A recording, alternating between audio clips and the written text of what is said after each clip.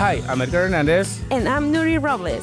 And this is Bar Talking Bar, your access to the heartbeat of New York City's bar and hospitality scene. Hosted straight from the city that never sleeps, we sit down with bartenders, brands and ambassadors, hospitality pros, and cocktail lovers. Whether it's the art of bartending, the hustle behind hospitality, or the wildest bar tales, expect raw conversations and industry secrets. Listen to the people who pour your favorite cocktails and keep the nightlife alive. If you love bars, spirits, and the stories that bring them to life, follow us, share, and subscribe to keep the conversations flowing. The podcast that you didn't know you need. New episodes weekly.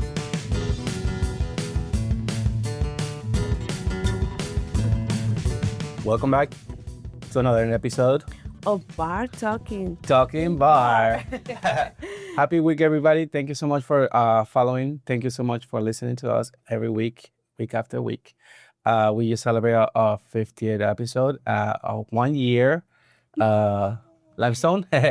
But thank you so much. Without further ado, I want you to introduce, to help me introduce our guest today. Please, finally, I got him to be here.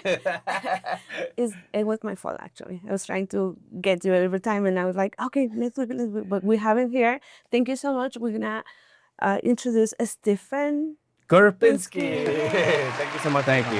No, thanks for having me. I think we pronounced it correctly. You got it. Okay. Absolutely right. But even if you didn't, it's fine.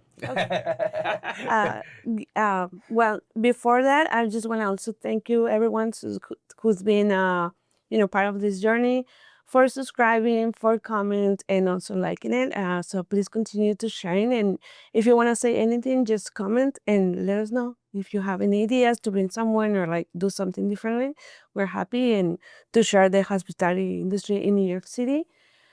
But, let's start with the guests of the week. The VIP. The VIP. Hey, there I am. Thank you so much, Stephen, for coming. Like audience, now we always like to start by introducing yourself. Sure. If you want to help us tell the audience Who I am, who what you I are. do, and why I'm here. Yeah. Yes, Sure. please. I drove myself here. That's how I got here. I'm Stephen Kurpinsky. I'm a gentleman from the West Coast. I started out in San Francisco, actually. Started out there. Born to some first-generation Italian-Americans. Italians. I'm the first-generation Italian-American. Richie. Yeah, there we go. Just a lover for art. I actually went to art history. I studied art history, went to the University of Florence for a year to study out there. Oh, wow. But I always had an eye for cameras and what have you. So I had a camera in my hands at an early age. But started in hospitality when I was 15 in the kitchen, working dishes, just as I think a lot of the people that have ever been on and will be on. Yes. Started somewhere very small and found a absolute passion for the hospitality industry and really wanted to make it my lifelong profession and found a way to, at some point, it's touched me in what I've done all my life. So. And when you said that you started in the kitchen, Yeah. you were like cook, dishwasher. Dishwasher. DJ. Moved. Was that? DJ, I was like, Spain. Yeah. No automation. This was old school. A place called Blondie's Pizza, R.I.P. Not in San Francisco any longer on Powell Street where the cable car turns around. But a place that if you grew up in San Francisco, especially if you were into punk rock, metal, new rock, whatever, you probably know it really well because it was really a part of that zeitgeist, and a lot of musicians worked there, including myself. I was a musician for many years, and it's kind of how I got the foot in the door. They're like, "Well, what do you play?" I'm like, "Well, I play guitar and whatever." They're like, "You're in, kid," Yeah. Wow. But started washing dishes, moved to prep cook, line cook, like head of the line, running the line, power position, whatever. And then eventually found my way to the front of house when I saw just how much more money the front of house was making. And I was like, I can do that, right? Like I could absolutely do that. And I kind of almost flunked out of the front of the house because serving is a pretty challenging profession. And for anybody who works as a bartender, I know a lot of them who kind of discredit servers. I advise them not to because it's a totally different. Yeah. It's a totally different situation. Yeah. It seems like the same thing, but when when you're behind the bar, you get a level of respect that you don't get when you're tableside. It's so funny because I think Edgar has experience too, but I seen like bartenders that they sometimes try to serve, and they are super good bartenders, but then when they put it in the floor, it's like they look like lost like chickens. 'Cause they're like, oh, what am I missing? So there's an art on timing and how to move around exactly, because if you I've seen servers who have like been carrying 12, 15 cocktails at once, or like, you know, big trays for big parties. And I've seen bartenders who cannot carry a tray because you are not. You don't do it all the time. That's what. And then you forget to fire like the next course. Yeah, there's a lot of things. I mean, the great thing about being behind the bar, you know, I'll finish my like backstory in a second, but the best thing about being behind the bar is that you're having a constant reminder that you haven't put that order in for the main course. Whereas if you're, you know, a server and you're in the side station, you're in the back or whatever, you don't see the guests to have that visual reminder of like, oh, I got to fire their mains or whatever. You know? Exactly. So yeah, there is a level of that, but I almost flunked out of hospitality because of the serving thing. I was not that I was terrible at it. It was just so stressful. I would take the job home, and you know, you're supposed to be able to clock out and not have to worry about that stuff as in the service industry. It's part of the reason why we all love it. But I would go home with it, and I'd wake up in the middle of the night like, oh, table 25, never got that, you know, that soda or whatever. Like, I forgot to put the artichoke. Or something. It's always something, and I happen to be working at a super chaotic restaurant. I don't know if anybody's ever been to an old spaghetti factory, but the serving gig I had was at the Jack London Square in Oakland one, which is also RIP and not there any longer. But you would have, you know, I'll date myself, it was a long time ago, but you would have to turn, you know, 70 tables to break $100 in tips because you know, the meal was pretty cheap and everything was kind of included, so there was not a whole lot of opportunity for upsell, you know.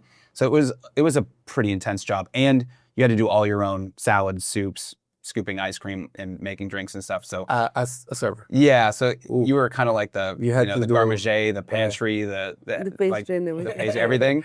The only thing you didn't do was drop the spaghetti into the the bakery, but everything else you pretty much had to do. So it was pretty stressful, and carrying the big trays. But I got a chance, as most people do when they start bartending. You know, somebody gave themselves, a firing by drinking behind the stick. And they were like, oh, you've been bothering us. I was 22. And they're like, fine, kid, give it a try. And, you know, you get in there with the Mr. Boston's Bible. That's it. You know, back in the day, no smartphone. No, exactly. Good luck, kid. You know, and the first guy comes up and orders a Glenlivet on the rocks. And I'm just like, which one of those bottles behind me is what you just asked for? Because I don't know.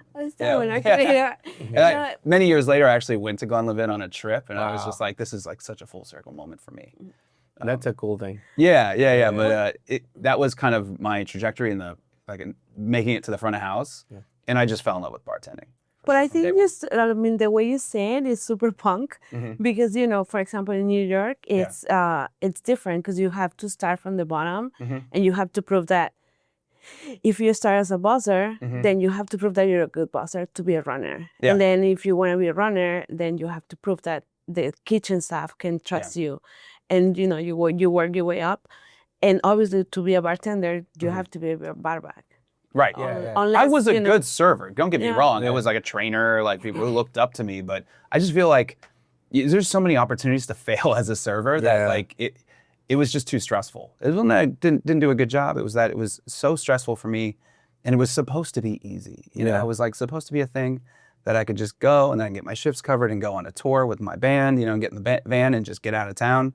And it just became like a very stressful thing. My mates would just be like, why are you working there? I'm like, I don't know, man, but like I got to make money, you know, whatever. But in the sense, it's like, you know, sometimes people also is challenging because prove to yourself that I can do it.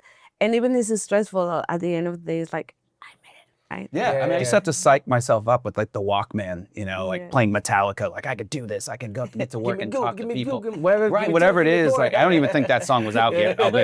I'm old, but no, but like the cool thing about the cool thing that you're saying about bartending, I think somebody gave you the opportunity, they saw that you wanted to learn, and I mean, I think the first thing was grabbing that book, and of course, like learning what the spirits are, because a lot of us, we don't know a lot of things when we first started, especially when you say 22. I mean, we just learning. no shit. We also are drinking whatever is good. I didn't drink anything. I had to like start drinking when I bartended because like I don't know what any of this stuff is, right? Yeah. What I was drinking, if I was going out to a bar, was either a beer or Bailey's and butterscotch schnapps, which is like the only thing. I don't know how I knew how to order that. Maybe my grandmother drank it. But then people started calling it a slippery nipple, and I was like, well, I'm not drinking that. That doesn't sound manly, whatever. I don't know. 22-year-old at the time, Like, you want a buttery nipple? I'm like, yes, please. For me, it's still like hearing you is like I picture this like super punk movie. Like envision it, blue hair. Faux hawk.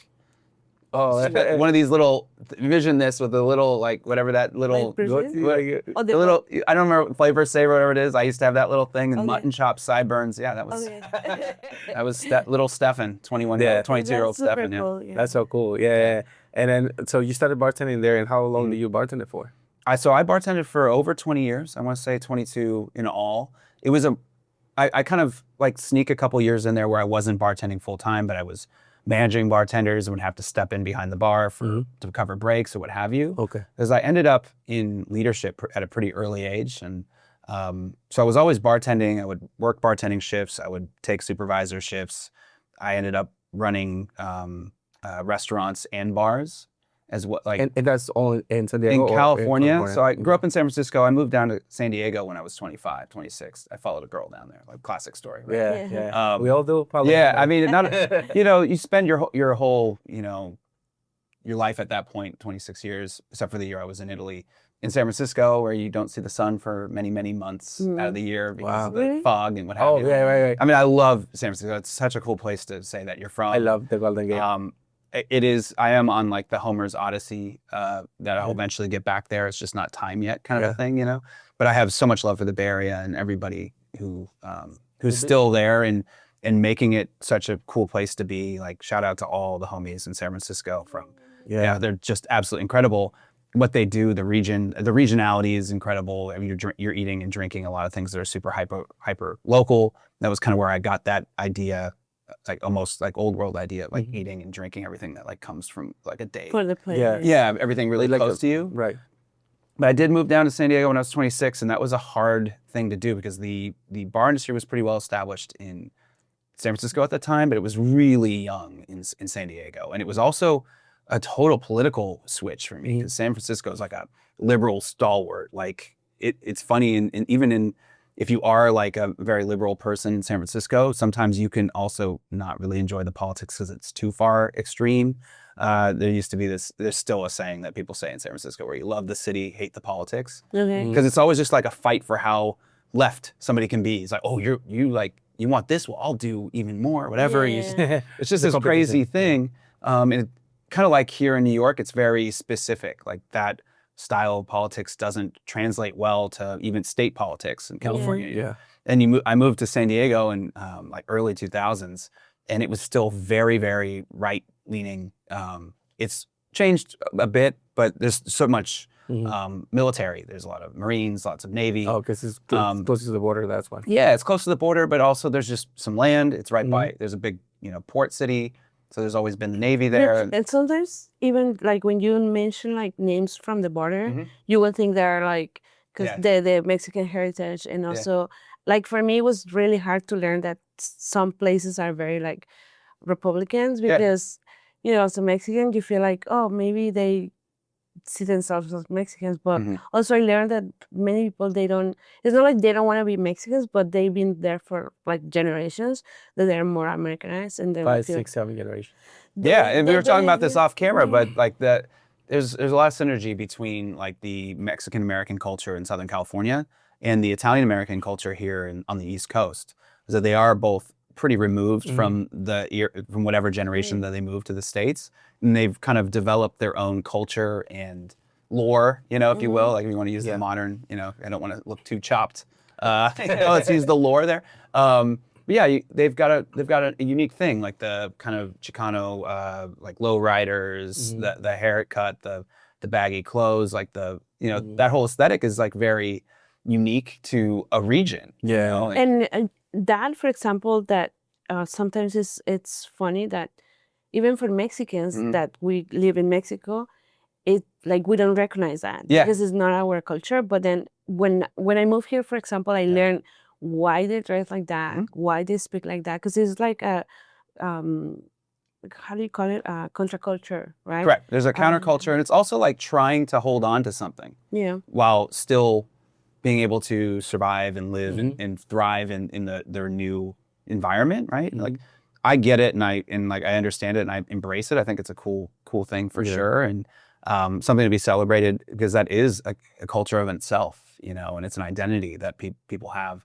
Obviously, you see it go wrong, you know, in Italian culture, you see it kind of mafioso, you know, you're like, well, that's not good. And Southern California had a lot of rival gangs that came out of that culture as well. Yeah, it's like, I mean, I think it's stereotypes, right? And also I think what built a lot of this, of course, is the community, because, you know, the community want to protect themselves. But also, I think it's a lot of the TV thing. Sure. Because they show a lot of stuff on the media, and so kids want to do that. They want, like, that's what their role models are, you know, like they want to be a gangster, but they're not gangsters. Right. They're just somebody who's sitting at the street trying to make some money. Excuse me. Yeah.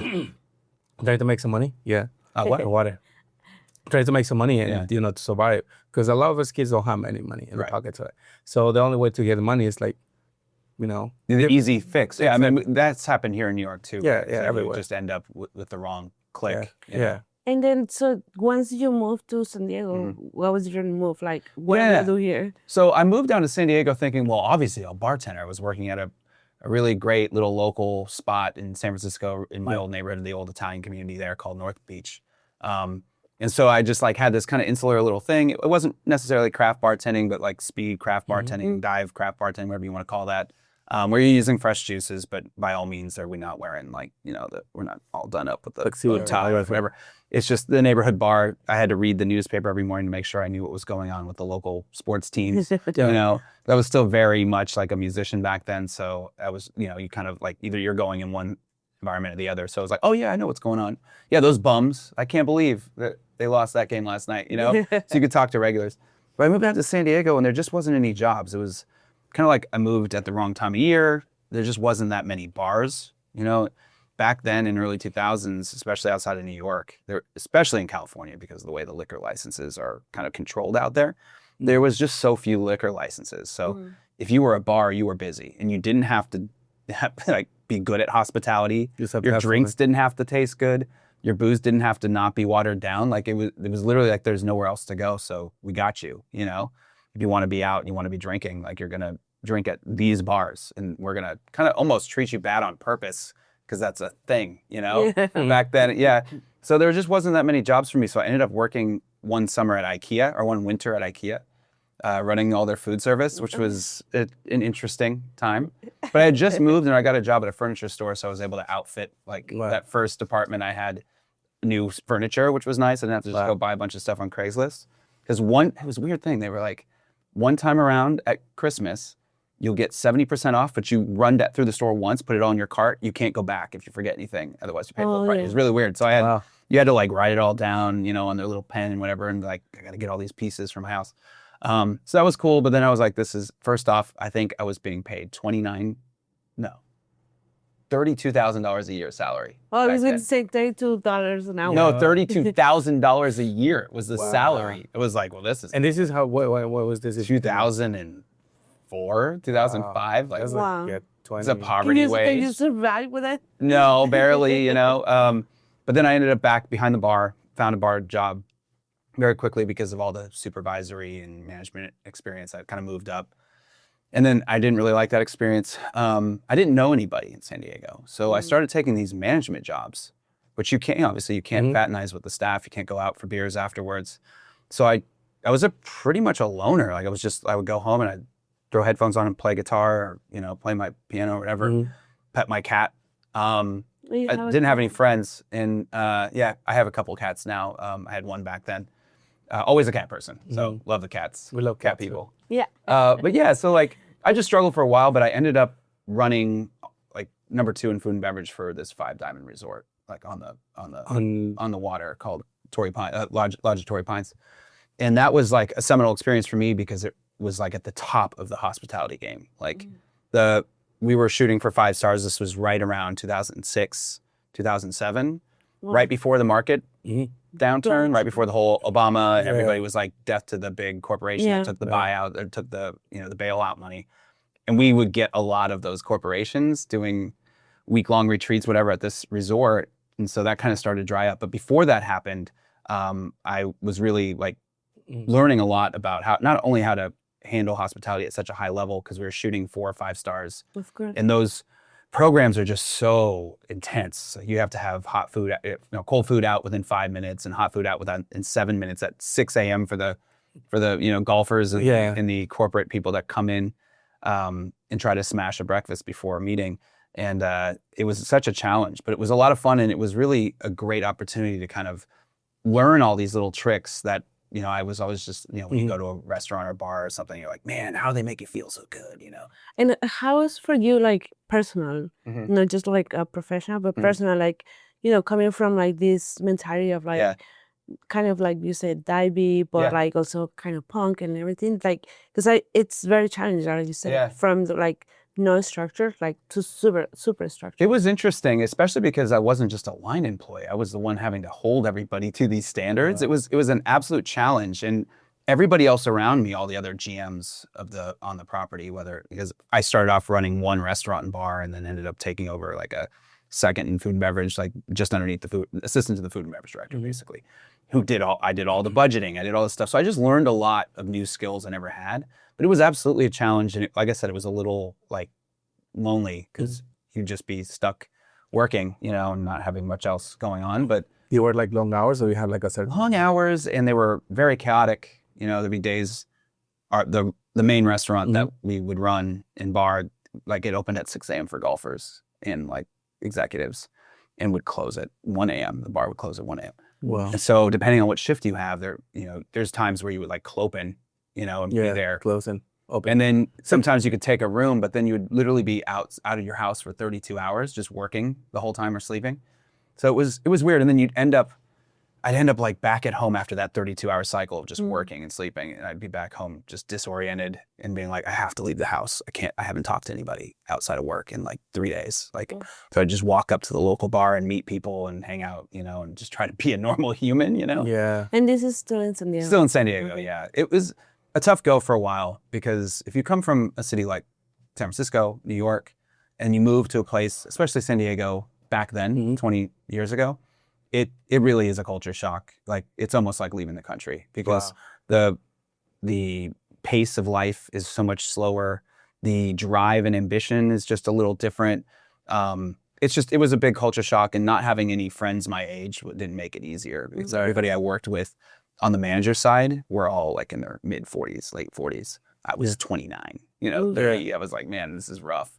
Yeah. But I learned a lot, and I was in that part of my life where I was kind of like hustling, and I want to learn this stuff because I want to open up a bar one day, and this would be helpful to know all these things.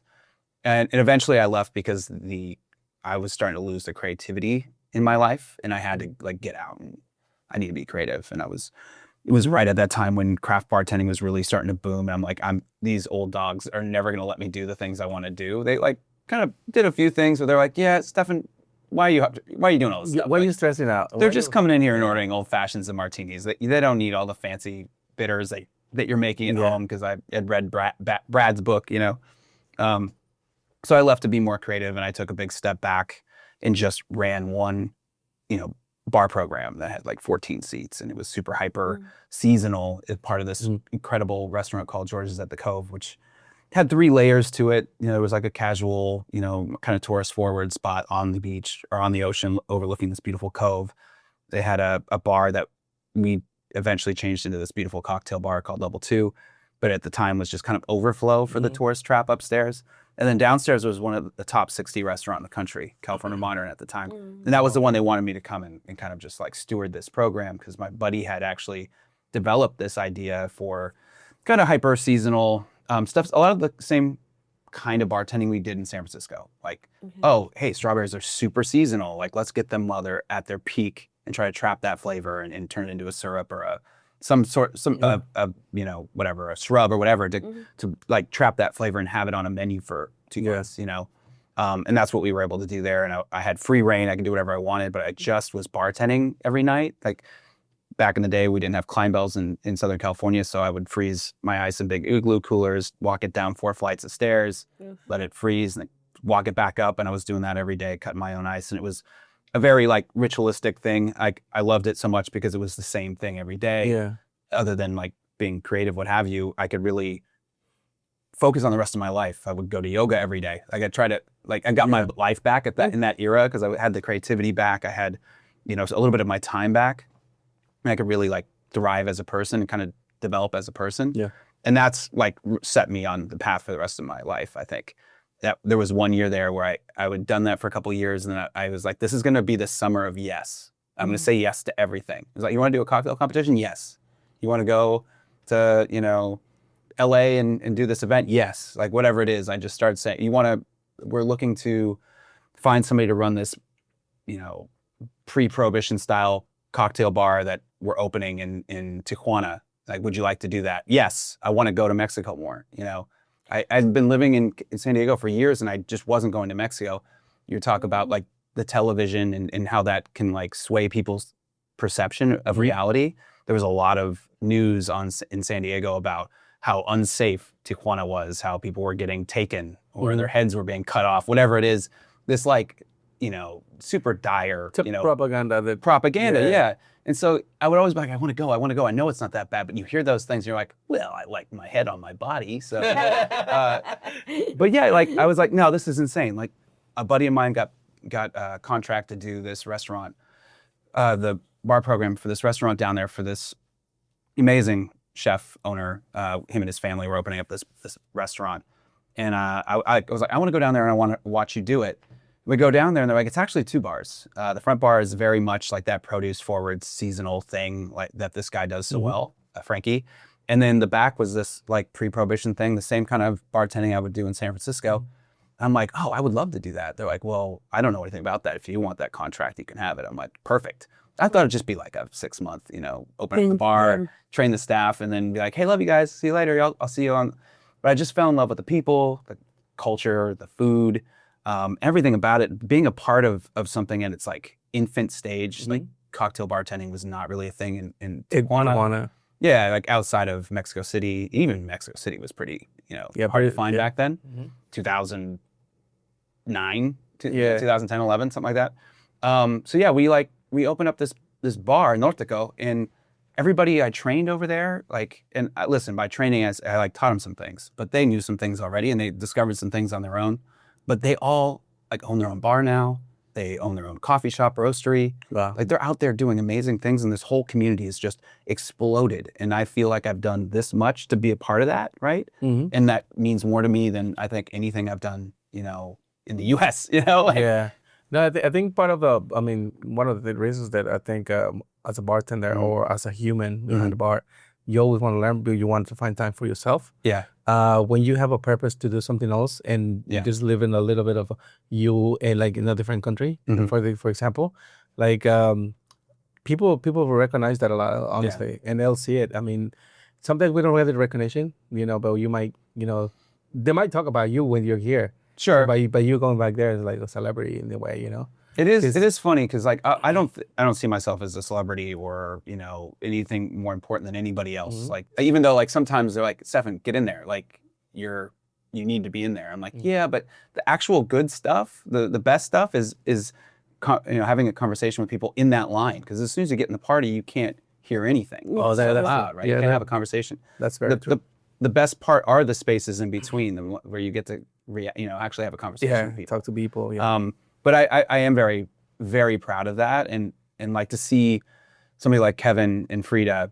Kevin, I helped he had all the skills like of how to, make a cocktail. He was so slick with it, like from day one, this workable flair. I don't know how he learned this stuff, YouTube or just would practice, but he looked so good and fluid in a well, but you would taste his drinks and you're like, you're okay, And I was like, listen, man, if we could get your cocktails to taste as good as you look making them, we got something here. Yeah. So I would sit with them and be like, let me teach you what I know. And they're like, well, how do you make this? I'm like, oh, it's very simple. Let's just do it together. And then that like kept drawing me back down to Tijuana, like long after this program ended. Yeah. So eventually Rufo's like, well, we got to keep you a part of this thing. You know, Chef Rufo, the majority owner, the managing partner, but it's him and his family. It's not like there's anybody else associated with it. But it's still there. It's great. Like I said, Kevin and Frida left and opened up Aruba, which is a North America best bar. Yeah, I know. Out of Tijuana, which when that happened was, Nortego never hit that. You know, none of my bars have ever been. But the people who have worked underneath me and have learned under me have gone and done amazing things. And that's when I was talking about earlier, that idea, that Milan Kundera, like immortality idea. That's the kind of thing that drives me. I read that book a long time ago.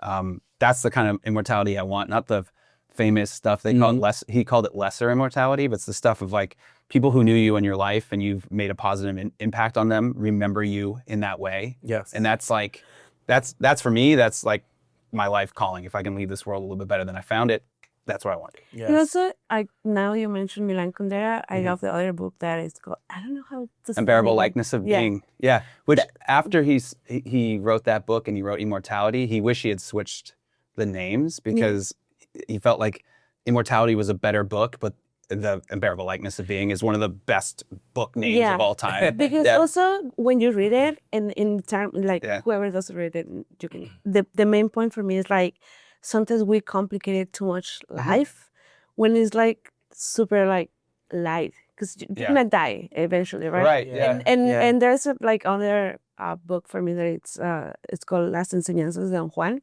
It's about this shaman in Mexico, but he's like very pointy on like, in reality, nothing matters because you're gonna die. So don't take it like too seriously. Yeah. And coming to you is like, I listened to your story and everything that sounds like you were this lonely person. Sure. But it's not like, you know. I wasn't. I always had friends, but there was points in my life where I had fewer interactions than I do today. And I think I'm a much happier person when I'm around people. So when I hear your story, I see you, I picture like a lonely person, but in a way that, you know, you were saying like you were only, I mean, you were working basically like managerial, like other positions, but in my head it's like once you finish your work, you have all this busy life, what do you do with your like personal time? At that time or now? No, at that time. At that time, I played a lot of music. That was a great release for me. I would do photography. And I would absolutely hang out with friends. And we'd go down to Mexico. We'd have tacos or whatever. We, you know, kind of talk about the bar industry. There was a good core group of people in San Diego, and just like there is in every city, right? That were all hospitality, you know, but like top of their game. You know, we'd share ideas and have a good time that way and try to hone our skills, you know? And for a while there, I was the USBG president for San Diego. Wow. That's pretty cool. So trying to activate and try to cultivate a community that was supportive for all and to help continue education in our field and just like network and have more time together. During that time, I was very passionate about seeing both San Diego and Tijuana like rise up a bit, you know, and get more notoriety, have more brands, spend more time. So I started activating and being an advocate, I guess. And there's a lot of, you know, love and passion that comes from being an advocate for something. And so that was what I put a lot of my time into, was thinking about how we can, you know, that rising tide lifts all boats kind of a thing. And if we can get San Diego or Tijuana to a place that have more eyes on it, then it's going to be beneficial for everybody. And I had a bit more time because I took a little bit of a step back from like managing a big situation. And I think it's a great lesson to a lot of people in our industry right now, is that careers aren't linear, and it's really hard to see the next step when you're overly invested in the current thing that you're doing. Yeah. And I see a lot of people, younger people especially, struggle with this idea, watching people at the top of their game, you know, that they didn't get there by just doing this linear, you know, thing, right? It's a process, you know, and there's nothing wrong with taking a step back to go forward. And I highly suggest this for everybody. If you need to change, if it's a lot, your life is a lot, like just get back to the thing that you really love to do and get back to doing that every day. And it doesn't matter if you're not the boss, if you're not the one being picked for an event at Tails, if you're not winning an award, if you're not with a bar that's winning all the awards, it doesn't matter. Like everybody has their own journey, and I think that's really, really important. And for me, it was like getting back into the roots for what I loved, just bartending. And obviously I was still like supervising and running a program, but I had more set hours, I had more time. And the way I choose to spend that, and that was my own choice, was not just working on myself, going to yoga every day and try to working out, you know, who I was, who I wanted to be, what the next 5-10 years of my life was going to look like, and what I would be proud to say that was, you know, but also like, how can I use what I know and what I love to help others, right? So that was a lot of what I was doing. And that's just the road I decided to take, but everybody's path is different. But I think it's really, really important not to get caught up in like trying to catch somebody, you know, like, oh, somebody's up here, I want that. Yeah. It's like, you don't know what that looks like up there. That could be lonely as all hell. I don't know how much we swear at bar talking bar. That's lonely as fuck up there, you know, like sometimes, you know, and you don't know if that's really the right path for you. And I think it's really important and a really valuable lesson and I've told this to everybody that'll listen, because sometimes they're like, I just don't think I'm where I'm supposed to be. I'm like, where do you think you're supposed to be? Like, don't take everybody else out of the equation. Are you happy right now?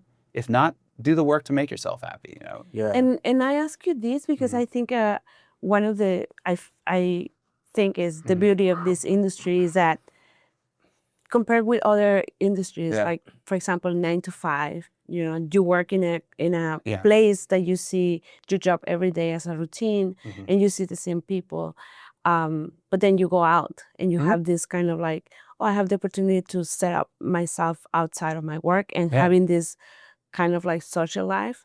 But for us, it's like everything is in the same place. Like you work in the industry, but then when you hang out with the same industry people. But at the same time, you learn from other people things that you don't see. You network with other people, and then you start getting other. The job never ends in a way. And if for the people who do it and have a love for it, the job can never end, because on your days off, you're seeing your friends, you're going to those bars, or you're all hanging out together doing something else. You're on a brand trip, or you're going to an education or a seminar or whatever, which is all really good, but it can be really healthy just to devote one of those days either to yourself or getting out and experiencing something outside of the things that we do, you know? I always recommend, I mean, if you're with a group of people, like you go there from your group of people, but also take your time to go have dinner with your partner by yourself at a place that they don't know you. So you experience true hospitality, what it is, you know, because sometimes we go to our friends' bars and our friends' restaurants. We want to support them, of course, all the time.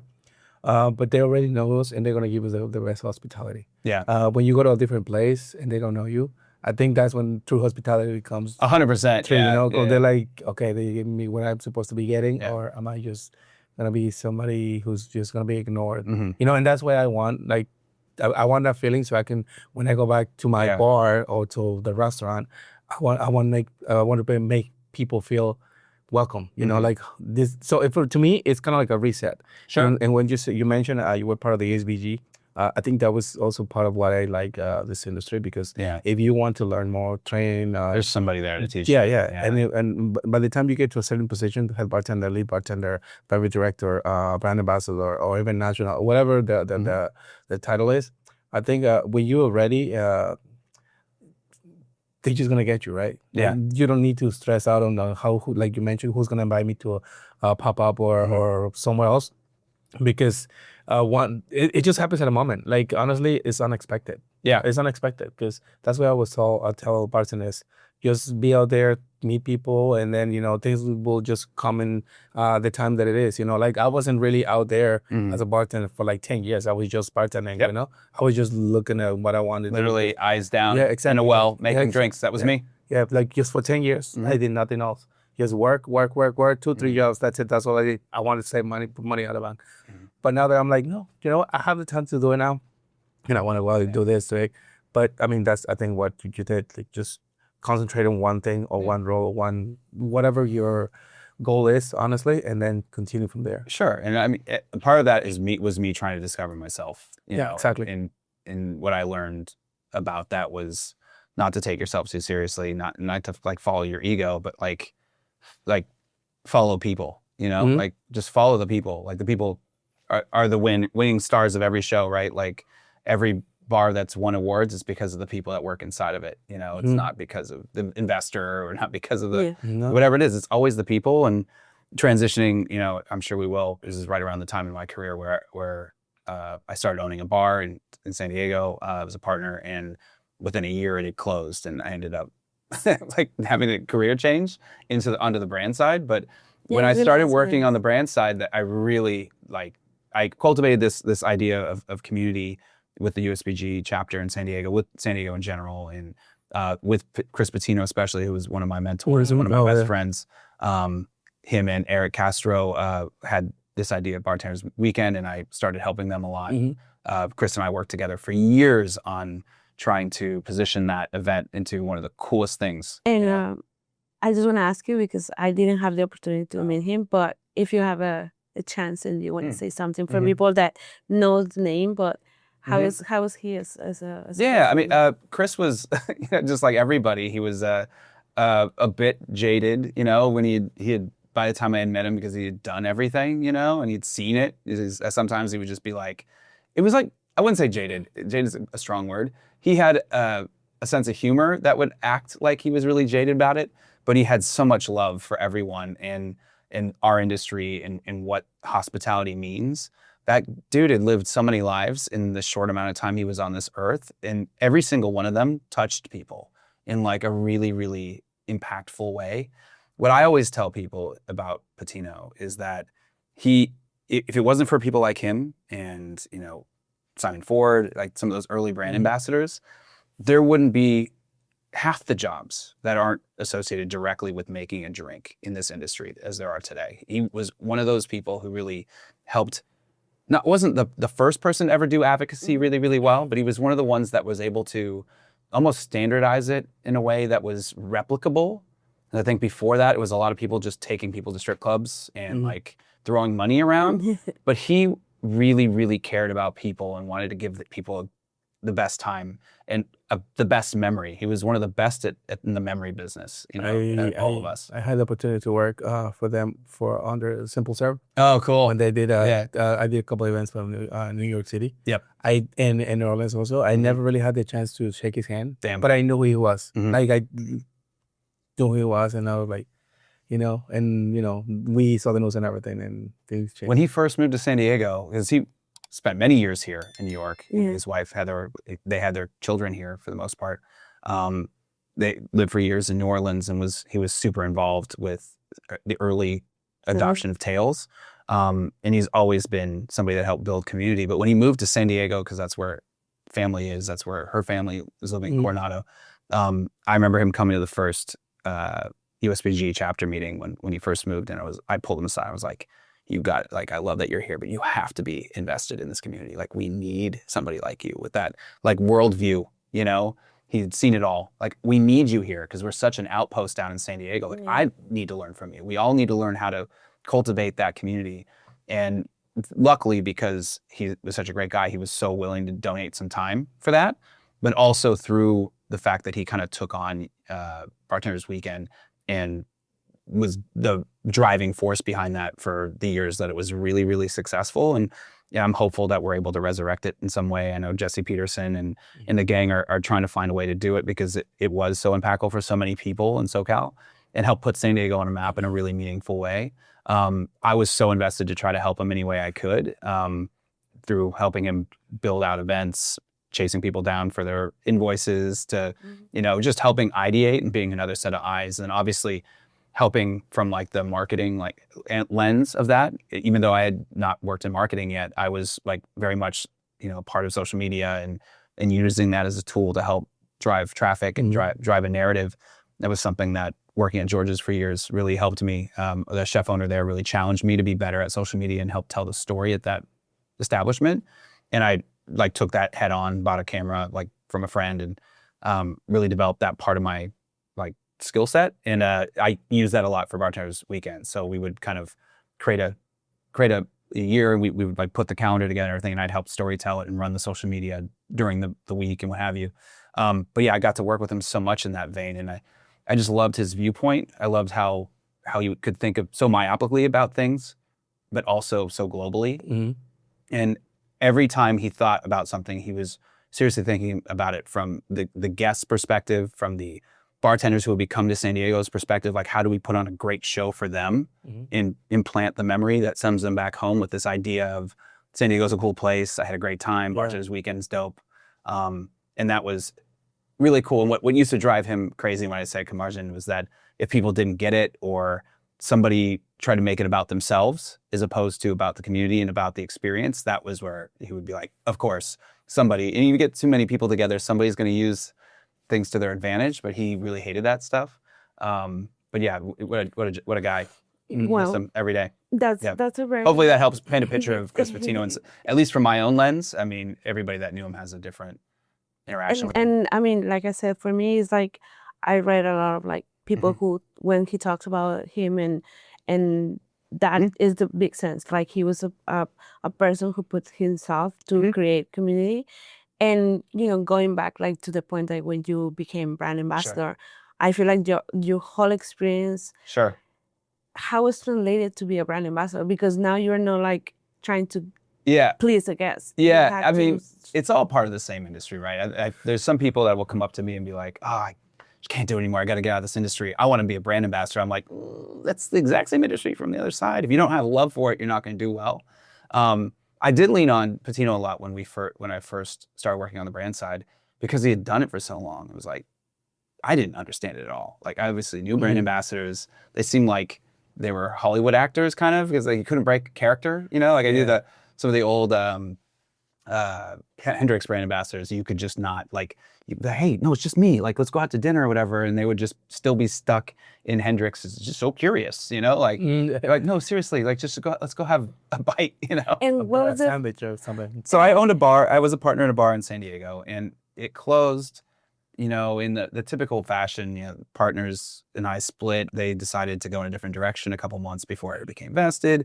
You know, the classic story, you know, tale as old as time. I think we've started to move past that, and contracts look a little bit different these days, which I like, because it can be tough when you have a lot of the you know, the IP, a lot of the, you know, intellectual property that develops a bar, and then the people who own it, you know, from the money side kind of make all the actual decisions, you know, and can always find a way, even if you have an airtight contract that you have X amount of in the business, or you're getting vested at a certain time with sweat equity, they can always find a way out of that paying you, right? So I learned that the hard way, and it was funny because I just had this cool chat with Jeffrey Morgenthaler, who shout out Jeff.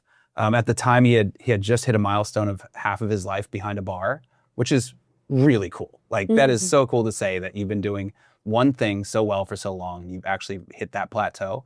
And he was like, it feels amazing. You're so close. Like don't switch to the brand side. I was like, no, I'm never doing that. Like I've got a bar. Like, I'm not doing that.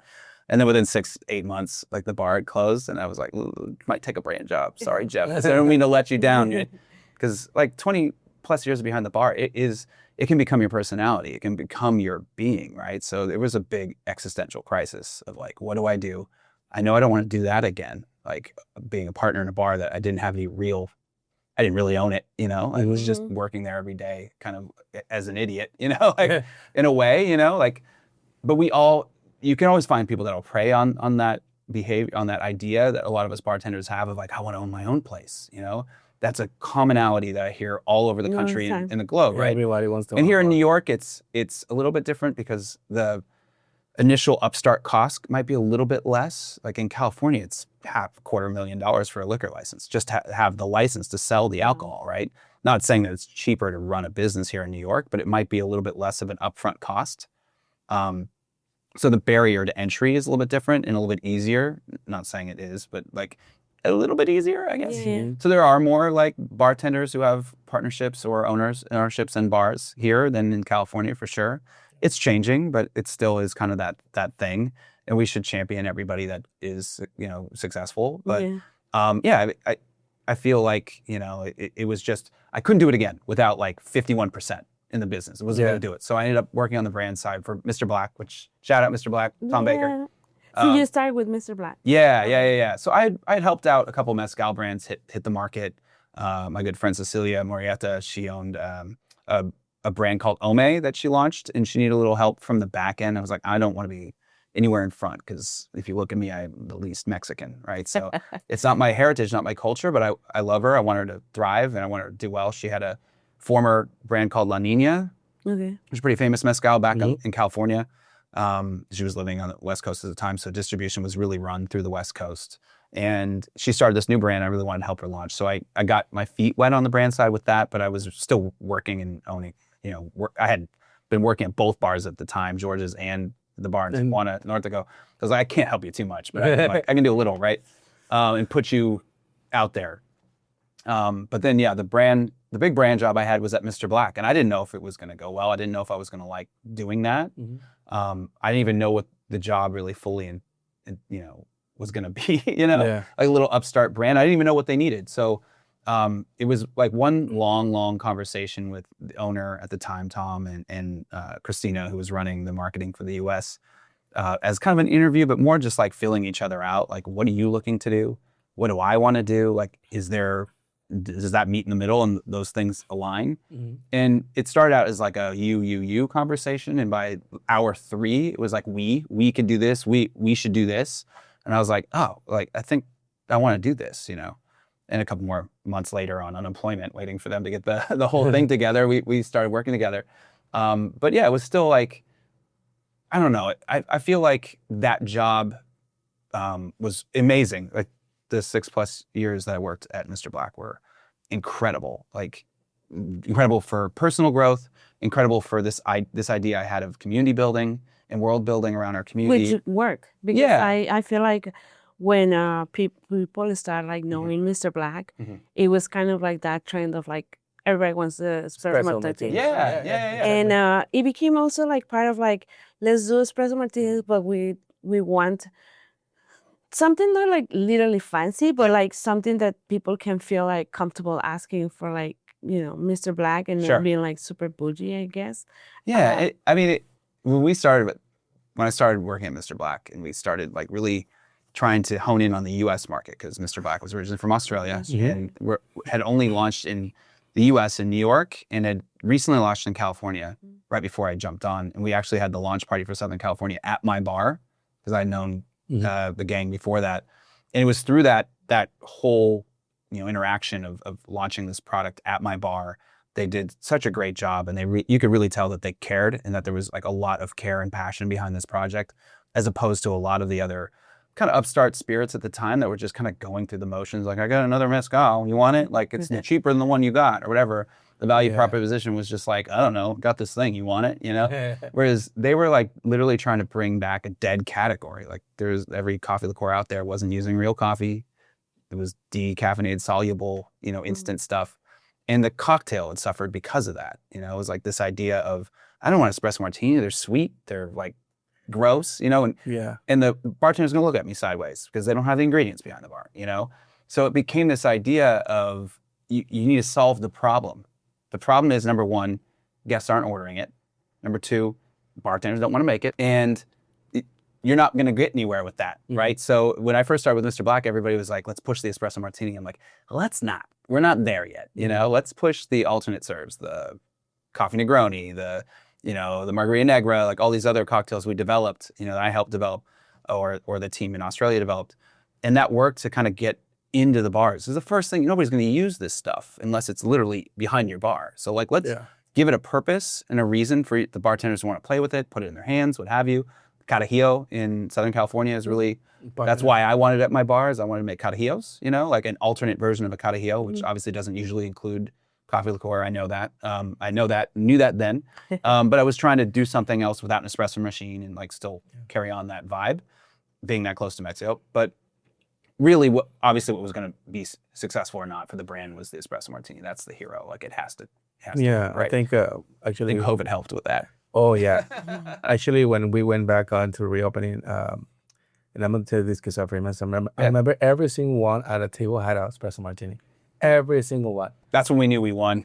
Everybody was drinking espresso martini. Even to this day, I think one of the most sell cocktails is espresso martinis, besides margarita.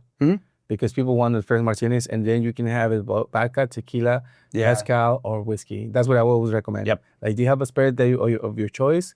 Just add coffee liqueur, shake it, You know what's the biggest powerful thing about both those cocktails is that they're the two of the most reorderable cocktails. Yeah, I think you can order. You can't just have one if they're made correctly. Like you're not having one margarita. It's ever having one margarita. If you make an espresso martini correctly, it's impossible just to have one. It goes down so fast. You're like, all right, order another one, whatever, you know? Yeah. And even non-coffee drinkers were falling in love with Mr. Black because it wasn't super bitter. And I think that a lot of people are just like, oh, Yeah, it's not too bitter and it's not sweet. That's what people worry about, like in a lot of cocktails. Not only because there's a little some sort of sugars. Yeah. People who's like on a diet perhaps, or they want like a skinny margarita. The same thing happens with espresso. Like if you want an espresso cocktail, you can just it's not sweet. Because I think most people don't worry about that, like the sugar content. Yeah. And Mr. Black is not as sweet. I mean, there's some sort of sweetness, but it's not like something that's gonna like, Yeah, it was about half the amount of sugar as the whole world coffee liqueur. That was like our tagline. That's why it like comes off the tongue so well for me.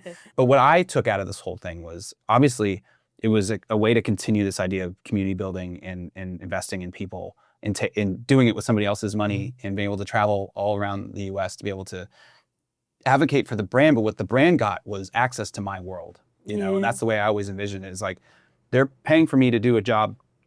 I did the job. But really what they're getting out of it beyond any of that is this just investment from the community, the bar community, from anybody I touch, right?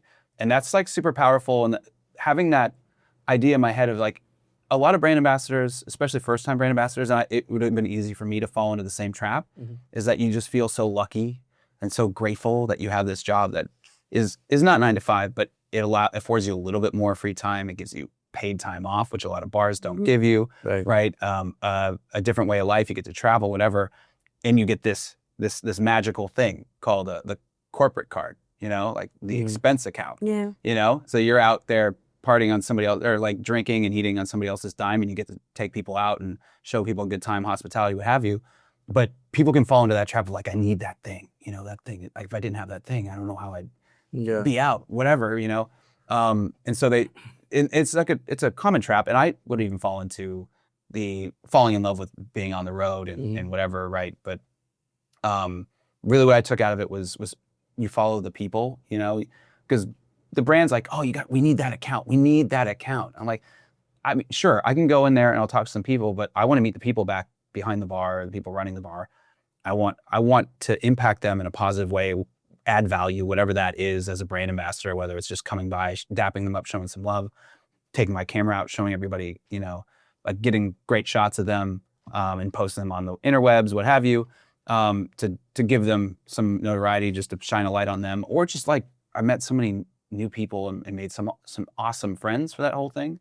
That was impactful. And then if I really look back on it, if I mentioned, the category was dead. It was a dead category. There was nobody was grabbing a bottle of coffee liqueur. We had to teach people how to use it and why it needed to exist. People were like, I don't need one. I'll just use espresso. Like, but that's not an espresso martini. That's like an espresso vodka, but whatever.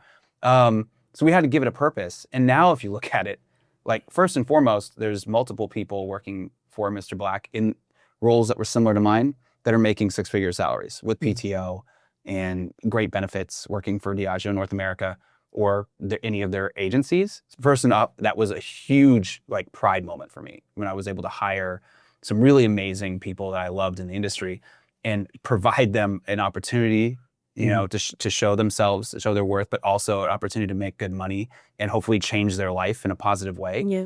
And now I think about it, like so many coffee liqueurs are out on the market, and that's offered so many other people amazing jobs and opportunities to go travel and learn and meet new people.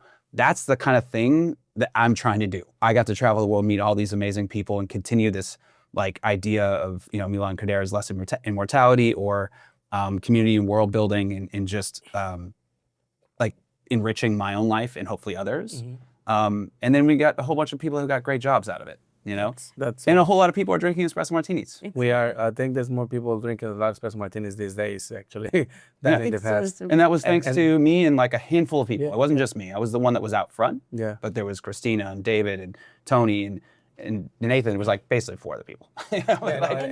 We all went out there and we did it. And you mentioning 2020 being a turning point also. I think it's been since 2020 until now, because nowadays I still see it. I see a lot. I don't think it'll ever go away. And good, because I'm a coffee person. I spent my entire childhood around the corner from great coffee shops. And my mother started feeding me coffee at an early age, probably too early, to be honest with you. But I always had this gripe about hospitality and coffee, especially outside of coffee shops. Yeah. You like go to a restaurant and your mom orders an espresso after the meal and it comes to you with no crema on it and it looks terrible, it tastes terrible. It's like, everybody gets all this training at bars and at restaurants, and they're just hyper focused and fixated on training, on hospitality, on the steps of service. Who's coming in and training them how to pull a shot of espresso? It's not that hard, So that was a big challenge for me, is like how to get people more invested in coffee in our community. And I think I made a little impact there too. So yeah, and actually, I remember the first time I met you personally. It was in a masterclass that you did in a bar in Midtown, around 42nd Street. Oh, was that a Pebble Bar? Yeah. Shout out to Pebble Bar. Yeah. Sweeney. It was really nice, and I remember like how much passion you were talking also with the owner about how you source the coffee, and sometimes when you work in this industry and you don't know a lot of like what is behind the spirit. Yeah. And just like it for people it's like, oh, this is just Mr. Black, or this is X spirit. Yeah, whatever. Yeah.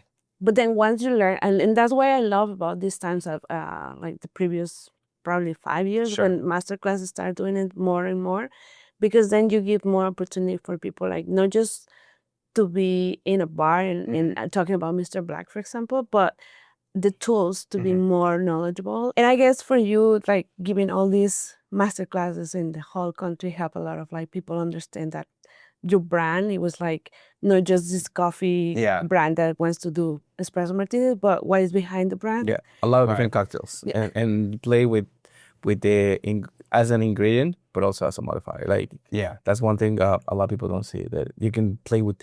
I mean, as a bartender point of view, I think you can use from a quarter of an ounce to 1 ounce to 2 ounces. It doesn't really matter. Like, but what matters is like what kind of cocktails that you created, because you can make a really nice tiki cocktail using coffee as well. So there's really no law that you can say, you can. I mean, at a very early age of coffee cocktails, Don Beach in Hollywood in the 30s started putting coffee into his like rum rhapsodies. On the original menu was a cocktail called the Kona Grog, which was lots of heavy rums, lots of tropical fruit juices, and a little bit of coffee to balance it out in a really lovely way.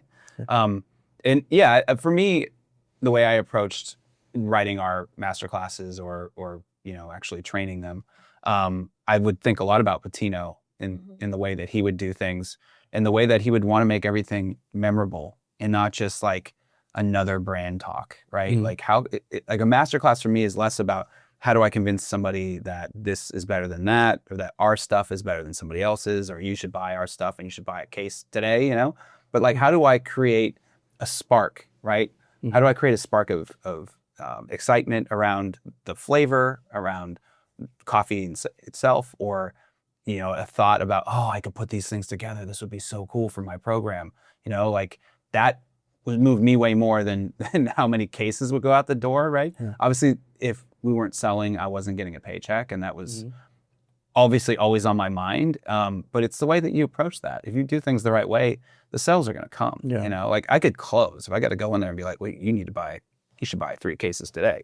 If that's what a boss told me to do, I'd go do it. But that's not how the team approached it, thank goodness. And when we were really honing in on how to like true marketing, like the greatest thing about the pandemic for me, like obviously it was good and bad for a lot of people. We lost a lot of good ones. And a lot of people left the industry because, like it's very hard to want to continue doing something when everybody's telling you you're not essential. That was a pretty strong word, right? But what I loved and what came out of the pandemic great for me was that I got absorbed into the marketing team. I was no longer just the arm of the marketing team. I was brought in-house saying, okay, help us inform these decisions, right? On the things you have expertise on, but I also got to listen to every conversation when it was about the consumer marketing angle. I got to learn from a really amazing consumer marketing manager, Christina, who was my boss at the time. She's brilliant on being able to, position a brand in a way that makes consumers feel like they've discovered this on their own. and that they want to tell their friends, and they're so passionate about it, and they want to be that gatekeeper for their friends of like, have you seen this? It's amazing. We're going to make cocktails together. And I saw online that you could make this drink very simply with 3 ingredients, and I have a little Nespresso machine. We're going to make espresso martinis before we go out to the theater or whatever. And she was so good at that. And I got to be a fly in the wall. I got to contribute to those conversations. And that was really impactful for me because I'd always been super interested. And I think a lot of us as bartenders that have been around long enough before social media, when it's so obvious, when it's a TikTok trend, like the, what is it, the Sbagliato, whatever. Yeah. Like, I love a Sbagliato. Like, and there were so many bartenders who were like, oh, the Sbagliato, everybody's drinking one. I'm like, well, I remember a time when everybody was being hyper fixated on some cocktails that are really bad. At least the Sbagliato is great. Like, it's just, you're just annoyed that everybody's drinking it. And I mean, just a little comment about it. It's like, we always said that there's like this type of mentality of like, you as a bartender, you want to rule what the guest wants to drink. Like, oh, Sbagliato is not good. Let's do something that I always said, like, the guest wants an Sbagliato and you don't like it, that doesn't mean it's bad or good, right? Have you had one? It's one of the best brunch drinks on the face of the planet. I'll fight you. It's a better drink than a Bloody Mary. That's I mean, I'm not Mary. Friends with tomato juice in the morning, too acidic for me on my stomach. I'd rather have a roasted tomato on an English breakfast. That I would have. I love that. But so coming back to the point of like you going through your whole history, right? Like being this dishwasher and then becoming brand ambassador. It's kind of like a cycle, right? You go all the way. When you decided to like, I want to do my own thing. Yeah, and being that was a hard one. So I've had this history, and I don't know how everybody else like comes to the big life decisions in their life. I think it's very impactful what you had mentioned about not taking life too seriously and appreciating for the time you are here. But I take a really long time to make a big decision. Like, I'm notorious for this. My wife is, been exasperated by it. Like, we got married, but it took years. Not that I didn't know that she was my person. It was just, I come to these decisions in my life in a really unique way, and they usually take a really long time. But what I've noticed is that through that time to really think through things before I jump, it's a done thing, and I never look back. Like, I don't live life with regret because I've thought about it way before I made a decision, and I move forward. So this idea had been rolling around in my brain for a really long time. What do you do next, right? Like, as a brand ambassador, you kind of start getting typecast as that role. If you're good at it, people are like, well, he's one of the best brand ambassadors. And that's cool. That's a great job, and a really rewarding job, a fun job, can pay pretty well, and is a stable career for sure. But I was kind of aging out, in a way. Like, how much longer did we want the face of the brand to be this, like, and beyond that, like, I think about like, I'm at this position, a national brand ambassador, right? I have these 2 amazing people I've hired that could easily do my job, right? How long am I going to be the roadblock to them getting to the next level, right? I think it's a really important thing, and I've been a manager of people for so long, and I've supervised people for so long, and thought about their career path, that like, you have to be a little selfless, you have to be a lot selfless. And sometimes you need to pull yourself out of the equation for growth to really happen, right? And for a while there, I tried the idea of getting promoted within, and there wasn't necessarily a job that made a whole lot of sense for me. There wasn't a whole lot of opportunity presented to me. So I knew pretty early on that eventually I would have to leave, right? Like, to grow. Like, I'd have to find my next thing. And some mentors of mine, one of my old bosses, it would always be like, you should start your own business and do a content company. I'm like, very early, I'm like, I don't know if that's what I want to do. Like, it's a passion of mine, but I usually do it for the things I do, not for other people. How would that look? Would people even do it? Would people even be receptive to it? But I started to roll my head around that idea, a few years ago, but it started to build momentum in my brain and in my heart. And the more I felt like my time at Mr. Black was winding down, like, I had seen it through a period of growth in its life that it needed me for. And now I was not as well positioned to work for a big corporation and do things that in one specific way. I'll be honest, I've always been kind of a self-starter, like, entrepreneurial mindset. I've never been good at like being a cog in a huge system that like doesn't really afford a lot of creativity or like Listen to new new expression, right? ideas. Like I'm trying to say this in the right way because it's not a negative thing. It's for some people and it's not for some people. And I had a great time doing it, and I met a lot of great people, that are always going to be a part of my life at Diageo, at the agencies. But I just felt it was time for me to find a new thing, to grow to that next level, and to do it for myself. I had helped build a brand for somebody else, and I really thought about it and was like, well, the next time I need to do this for me. So I started to formulate the idea, and to see a couple people who were really an inspiration for it. And I love shouting out people. I'm not like a name dropper, but I think it's important to show To recognize to recognize people and show people some flowers when they deserve them. And when you think of like Andrea over at Sip and Guzzle and the way that she's helped grow that social media channel and position Sip and Guzzle in a way that is like super unique and has eyeballs all over the country and beyond looking at it, thanks to a lot of the work that she's done. Obviously, Ben and Steve and everybody helps inform those decisions, but the way she's able to put it all together and package it, in the fact that she is part of the organization, right? She works there. She knows intimately that She knows the bar. Yeah, she knows the concept. She knows the bar. She knows the tone of voice. She's done such a killer job. And obviously she does a lot of other things, but that specifically was very powerful for me to see how successful that was and how people started looking for that vibe, right? Same with Mo over at Schmuck. That is his brain. That is his, concept, but he's so good at being able to keep it relevant. Super cinematic. Keep it, it's so cinematic. It's very unique looking. It's very Mo, But once again, that's his bar. He works there. He knows it intimately. Not everybody has a Mo or a Andrea, right? Like, so I started thinking about it. I'm like, they could have a Stefan. Like, like I know everybody. I could see. I love the idea of telling other people's stories and helping position people putting them in a position to win.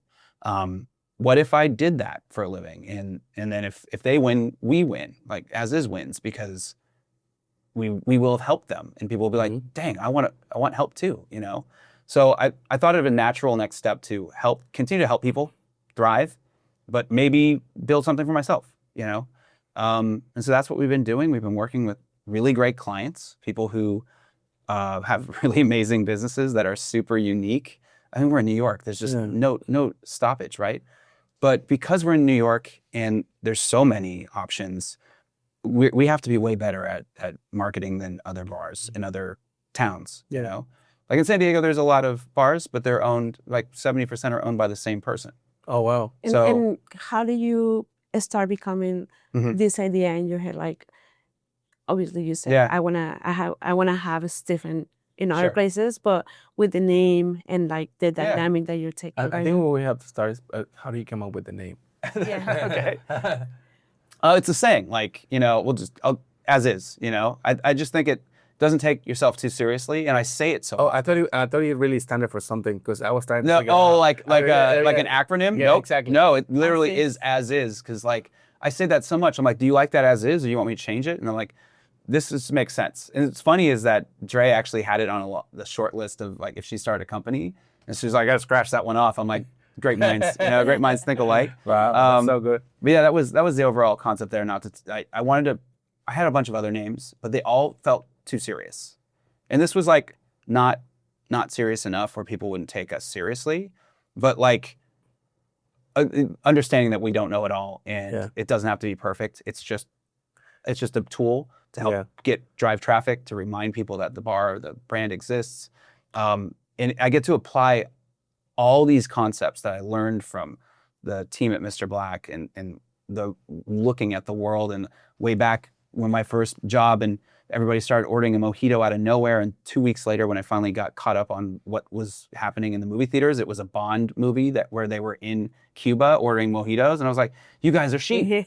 Everybody's ordering the same thing. But like, that is so powerful and so interesting to see how people come to decision-making and how marketing and ads kind of can inform that stuff. It's just really fascinating to me.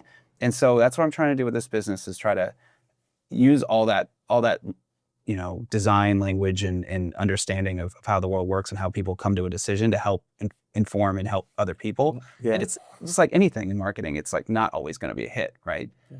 But when you do land on something, then and it resonates, like a silly Dino Nuggets commercial for Romeo's, and then their sales of Dino Nuggets are up 300% after that, Wow. Like that is such a cool thing to see, and like an interesting metric that you get because we're in New York, you get to see so quickly. Yeah. Like outside of New York, things don't happen like that. You don't see people lining up for a bagel spot when there's another bagel spot on the block. Like they just like, all right, that line's long and I don't have time, so I'll just go to the other one. But you just see people, like Pop-Up Bagels is great, but everybody's at Leon's. Why?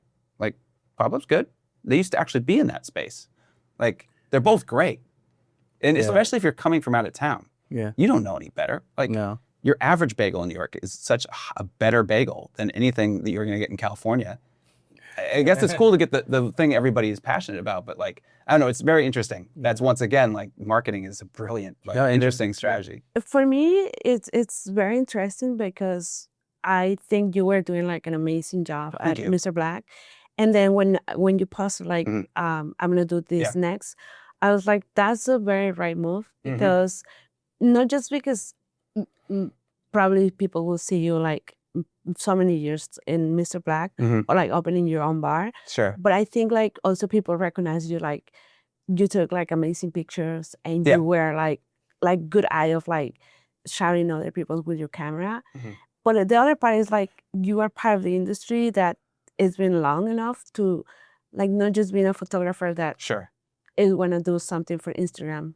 Right. You really know recognize details. Yeah, and I feel like you're not doing this for like a content just for Instagram. It's just like a memory. It's like you don't want to be this part of like, oh, I want to take a picture for today and do content. It's something that like for me can look of like memorabilia. Yeah. And then and being like an OG during the like in this industry, for me is very important. Like we say always, like we love this industry and talking with people that it's been long enough that, especially in New York, like when you recognize some names and they don't have the bars, they don't exist anymore. Yeah. And people, they don't know how was, for example, New York in the 90s, and now you see all these new techniques and everything. I feel like you are also, putting that in the history of like, why is this? I'm super excited, like 10, 20 years down the road, to see some of this content will still exist, right? In the bars might not, which I hope they all are, because they're all my clients and I'm trying to make sure they are. But let's say ownership changes, people's, lives change, their values or their what they're passionate about changes, and things, like evolve. But I am excited to see some of this stuff stand up and live as a living testament to what's happening today in New York, right? Yeah. Because every era of New York is really interesting because of just how many people come from all different walks of life, from different countries, from different cultures, all mashed together here in New York and create something that is super unique. Yeah. And one thing that I was thinking about, because the era of like maybe like 20 years ago, a lot of the bartenders who started opening bartenders, who became head bartenders, lead bartenders at certain places, they all started writing books. Writing books on how to make cocktails, how to do this, how to do that. In a way, I think now social media, or what you're doing, like taking pictures and all that stuff, I think it's also telling a different story, but kind of like similar way. But it's just the visual version of that. Because you're still telling the story of the place, the drinks, and it's we live also on a faster pace. I think we had the time to sit down and to read books and all that stuff. Nowadays, we all want to scroll, look at the video, scroll, like what's in there, whatever. Right? Yeah, I kind of miss the days when you're like, I just need to learn something. You can look up like a manual and just. You turn the button on, you blah, blah, blah. And now it's the only thing that links to it are these YouTube things. You have to watch like a whole YouTube thing just to learn the one thing you want to learn, whatever.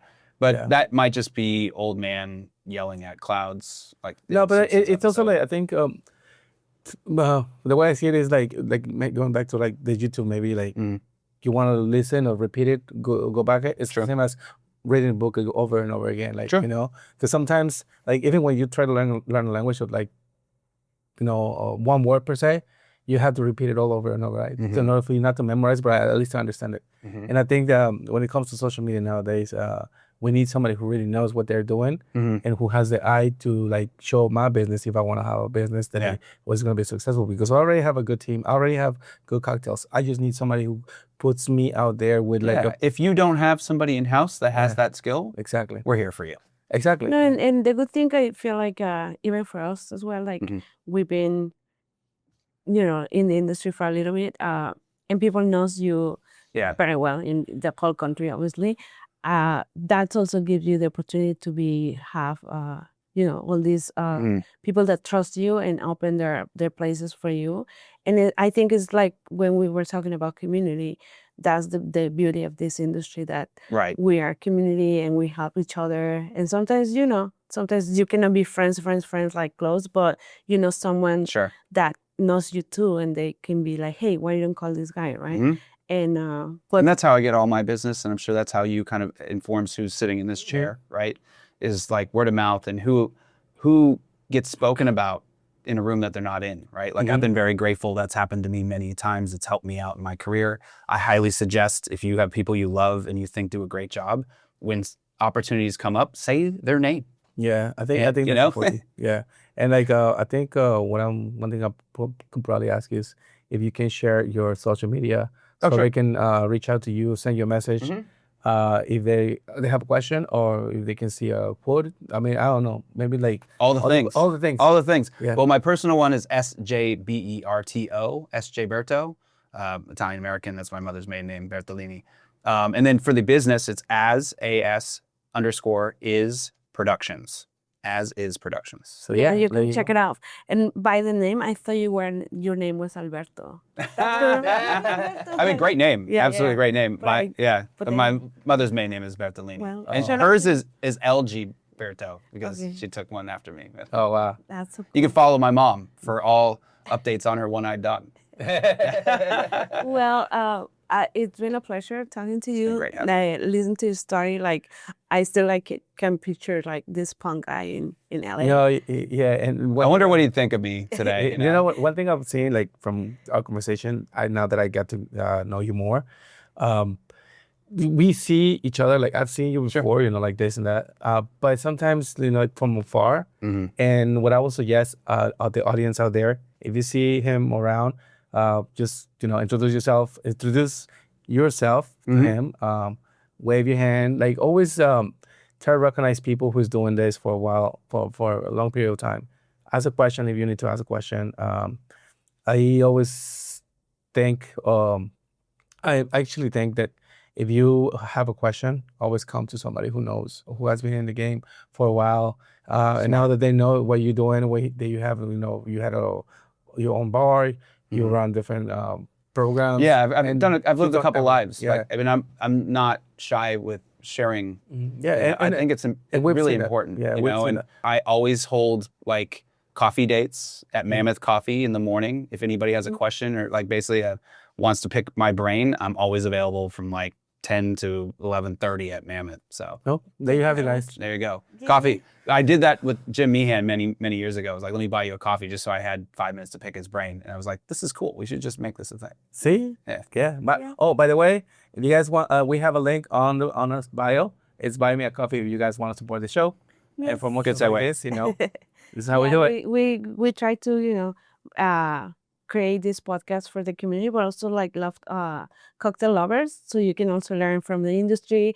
And please keep comment, subscribe, and liking it. And we have a webpage also. It's called BarTalkingBarNYC.com for more episodes like this. I mean, you can watch all the episodes and find. Thanks for watching these guys. They're great. Thank you for coming. Yeah. Thanks, Mary. Thank you so much for another episode. Thank you so much. Thank you so much for having me. Thank you. No. How you say? Molto grazie. Grazie mille. Grazie mille. We're gonna leave by saying Bar Talking Bar. I'm gonna say this is Bar Talking Bar. All right. The three of us. On 3. 1, 2, 3. This is Bar Talking Bar.